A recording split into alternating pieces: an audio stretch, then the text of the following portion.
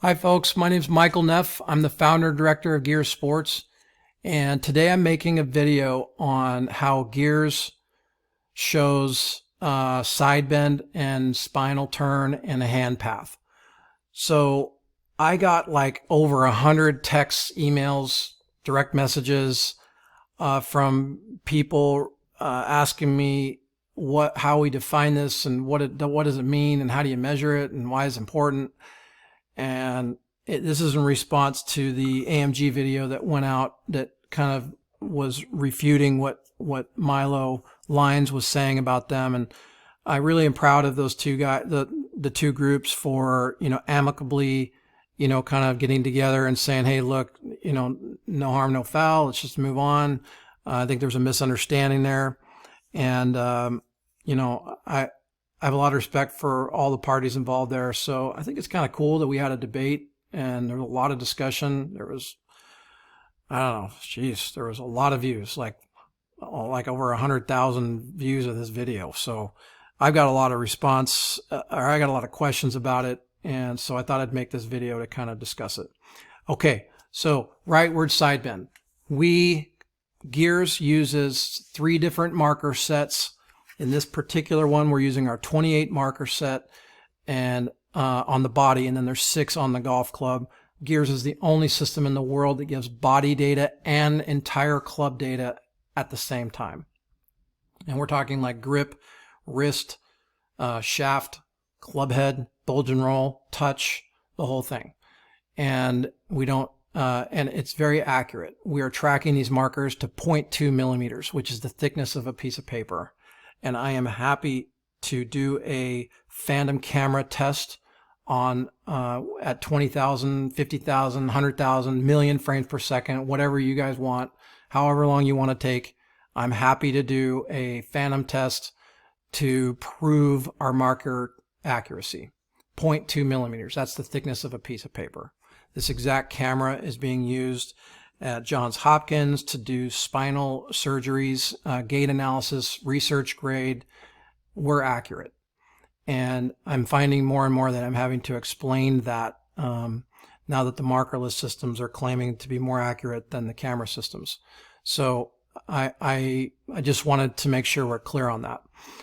We also paid Phil Cheatham, who I respect, and he is a good friend of mine.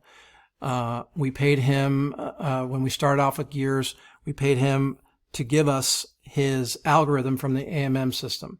And we did that for a couple of reasons. I think our PhDs at math are pretty good at OptiTrack. They're pretty smart. And we could have figured this out, obviously. But most golfers and most 3D golfer instructors are familiar with the AMM system and they grew up with it, and many of those people that had an AMM system own Gears, and so we wanted to keep it consistent across the other platforms, just so that there's no controversy on if our math equation is different from theirs, and so we are using the AMM algorithm for the 6 degrees of freedom of the thorax, the torso, the pelvis, the thorax, the wrists, and the global angles, if you will. So that being said, so sorry to throw that out there, but I just want to make sure that we're talking apples to apples here. This is a visual representation of side bend, and you can see the numbers change. Like at this is Rory McIlroy. And at this point in the golf swing, there's no more side bend. And then when it goes this way, it goes into left side bend. So here's right side bend. Here's left side bend. Okay, everybody got that? Now you shouldn't look at this just from a 2-dimensional perspective, right? You probably should look at things from 3D so that you can really answer this question here. So here's Rory's side bend. This is rib cage or thorax. Okay. And you'll see that about right here, so he's in leftward side bend, and that number is like 30 degrees, goes from so the most left side bend is happening right in this part of his swing. Okay. And what's kind of interesting, if I look at this a little bit closely here, from about right here, left arm parallel, if we look, kind of bring it back down to about right, from right there, this also, by the way, this represents the hand path. So this is the backswing, this is the downswing, and this is the follow through. Again, we are tracking these markers with research grade accuracy. So that's the center of that marker, and we are tracking these markers. So how we know where the hand path is when we calibrate the club, we have a marker there. We've got markers all over the golf club. We know where the center of the shaft is, and we're tracking these markers to 0.2 millimeters. So that's how accurate our hand path data is. But what's interesting is that his side bend doesn't change a lot from about left arm parallel on the backswing to left arm parallel on the downswing. But we'll kind of walk through it either way. Okay, so what I think the AMG guys have been trying to explain for a long time is that at this point, we're going to call it however you want to call the transition. You know, we define it as when the club changes direction. So whatever that means, you know, I think that's pretty clear what it means. But you can see here that actually what happens is that the side bend actually increases. It doesn't do this with everybody. It does with Rory, but it increases till about right here. So it's going to increase, increase, increase, and then it's going to start to decrease. Now it's going to start to go into rightward side bend. So to point out a piece of, to point this out here, this basically represents, kind of watch what they're trying to say, I think, is this lowering that's happening. And if you look at this hand path, right, look at the direction that the hand path's actually going. That's the center of the grip, okay? It's actually going slightly, it's going this way almost. And it doesn't do that for everybody, but it does do that for Rory. But there is a lowering that's happening with Rory. And as he's lowering, he's actually increasing his leftward side bend. Okay, so that's what they're trying to say. And once that side bend starts to go into rightward side bend, about right in here, that's when we're going to start to see this thing curve back toward the ball. Okay, so there is a difference between lowering and shallowing. And one of the things I get a lot, like people say, well, if you lower the club, you're going to make the club steeper like a Ricky Fowler does, for example. Or, you know, if the club gets working this way, you're going to get that hand path. And the best way to shallow the club is to push the handle in that direction. Well, I can shallow the club both ways using my wrist angles, right? So I can lower it and go into flexion a little bit, and that will keep the club kind of laid off.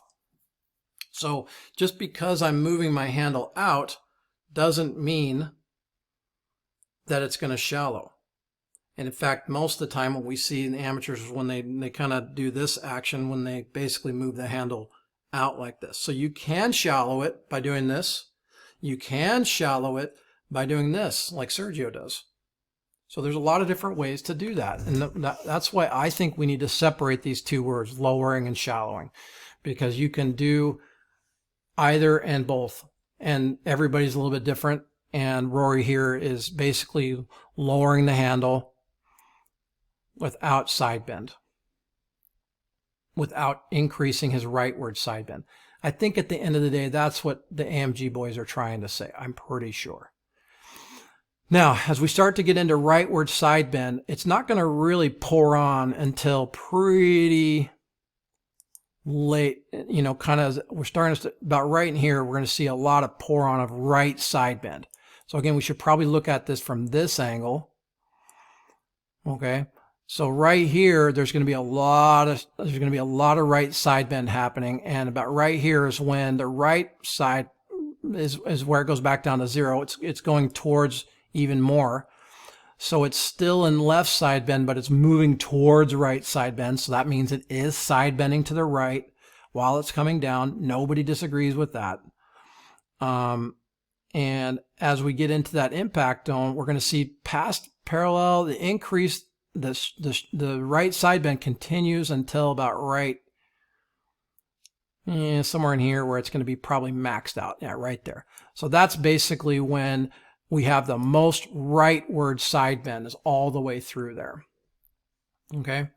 So I think what, and the other thing is that we've had several of you ask me, so does gears just assume that the spine is straight? And I wanted to clarify that. And you can see here that we do not assume that the spine is straight, and that we are tracking that the rib cage is separate from the pelvis. We're not assuming that it's all just one big system here. I don't know where that came from, but anyways. So basically, the other thing that I wanted to point out is that when we get to this impact position, I'm going to throw up turn as well, or put up turn here. And this is kind of, I think, something that as I've looked at, I don't know. I mean, I've captured a lot of touring professionals on 3D, and hundreds. And this is something that I just find that there's a lot of commonality here. So you'll see here that at impact, Rory has the same amount of turn as he does side bend. So this represents turn. This represents side bend. So if you look from above, that's the turn. If you look face on, that's the side bend. Okay, so these two match, and the tour average matches as well, pretty close. So the ratio, what I'm saying to you is that the ratio, whether it's a driver or an iron, and I've noticed this with both, we're going to do I'm working with Cam Smith and Grant Field now, and we're going to do a really awesome video of wedge play, and I'll be able to post that when that's done. We're doing a cool kind of infomercial, if you will, on how Cam Smith hits a wedge and putts, so I'm pretty fired up about that. I'm totally honored to even be in that team and conversation. So, but the ratio here is 1-to-1, and there are some tour players that have a little bit more, but most tour players, if they're going to err, if they're going to be off, they're going to have more turn than side bend. But generally speaking, like Lucas Herbert, for example, has the most side bend of any touring professional, but he also matches it with the turn. So you can have a ton of side bend, but you better have a lot of rotation to match that up. And I think George has talked about that a lot in his videos, and I agree with that. So you basically are always wanting to match the turn and the side bend.